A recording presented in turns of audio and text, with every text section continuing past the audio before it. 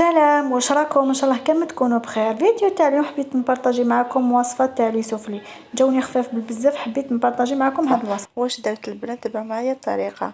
درت 2 كيسان ماء دافيين البنات، ما تخلوهمش يغلو بزاف، ودرت حبه بيض كومبلي. بالنسبه لا كونتيتي البنات خرجوا لي 11 حبه. اذا حبيتوا اسمو نقصوا لا كونتيتي، اذا حبيتوا تزيدوا زيدوا.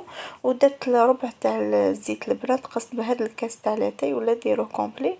ودرت 2 مغارف تاع الحليب بودره، 2 مغارف تاع السكر، ودرت مغرفه صغيره تاع خميره تاع الكاطو، ومعلقه صغيره تاع خميره تاع الخبز، وقرصه الملح. كما راكم تشوفوا في الفيديو نحرك كاع المقادير تاعي بالعقل حتى وين يتجانسوا كاع، يذوب لي هذاك السكر والبيض.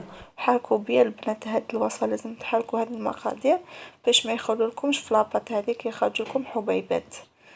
بعد ما يذوب لي كاع السكر تاعي وكاع، نزيد الفارينه. بالنسبه للفارينه قلت لكم على حسب النوعيه تاع الفارينه تاعكم. انا هنايا هاد الوصفه درت 6 كيسان، راني ندير بوسمو الكاس مول الكاس حتى وين تحصل على العجينه. وانتم اذا تقدروا ديروا 7 كيسات ولا 8 كيسات عادي البنات، حتى وين تحصلوا على العجينه تاعكم. عينكم هي ميزانكم.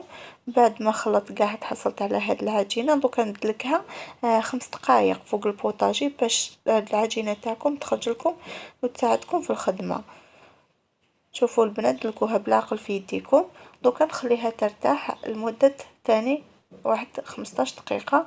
العجينه قد ما تخلوها ترتاح مليحه بزاف تساعدكم في الخدمه، وتاني يخرج لكم مليحه بزاف.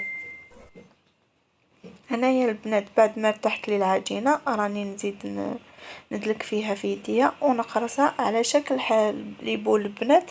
درت هنايا 11، قلت لكم خرجوا لي 11. واللي حابه تنقص في المقادير عادي البنات نورمال. هنايا نسيي باش نفتح لكم واحده وندير على شكل سوفلي، نديرها على شكل دائره البنات، ما ديروهاش مستطيل، ديروها دائره عادي. ودرت الحشو. بالنسبه للحشو طيبته بالبولي والبصله وشويه ثوم وزيتون خضر، ودرت شويه فرomاج. وين حصلت على الحشو درت هنا لاصوص طوماط باش السوفلي تاعكم ما يخرجلكمش ناشف البنات. ودرت الحشو تاعي ودرت الفرomاج رابي. الا حابه تزيد الطو ولا دير الفرomاج نورمال ديروا البنات على حسب شاك واحده على حسب المقدور تاعها. هنايا درت شويه معلقه طروفان باش السوفلي تاعكم ما يلصق، ما باش يلصق لكم البنات عفوا مليح. درت الماء، ولا اللي حابه دير البيض دير البيض نورمال، بياض البيض يلصق نورمال. وهنايا نسي باش نمد الشكل سفلي ونغلق بيه باش الحشو تاعي ما يخرج.